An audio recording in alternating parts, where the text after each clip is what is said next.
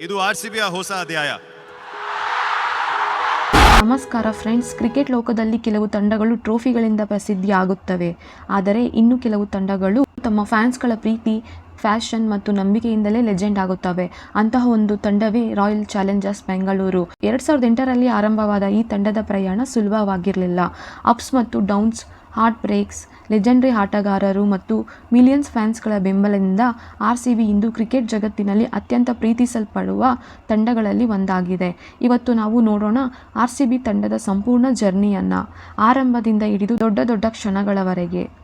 2008ರಲ್ಲಿ Indian premier league ಆರಂಭವಾಯಿತು. ಭಾರತದ ವಿವಿಧ ನಗರಗಳ ಆಧಾರದ ಮೇಲೆ ತಂಡಗಳು ನಿರ್ಮಾಣವಾಗಿದ್ದವು. ಬೆಂಗಳೂರು ನಗರವನ್ನು ಪ್ರತಿನಿಧಿಸುವ ತಂಡವಾಗಿ ರಾಯಲ್ ಚಾಲೆಂಜರ್ಸ್ ಬೆಂಗಳೂರು ಹುಟ್ಟಿತು. ಈ ತಂಡವನ್ನು ಯುನೈಟೆಡ್ ಸ್ಪಿರಿಟ್ಸ್ ಕಂಪನಿ ಖರೀದಿಸಿತು. ಟೀಮ್ ಹೆಸರನ್ನು ಅವರ ರಾಯಲ್ ಚಾಲೆಂಜ್ ಬ್ರ್ಯಾಂಡ್ನಿಂದ ತೆಗೆದುಕೊಳ್ಳಲಾಯಿತು.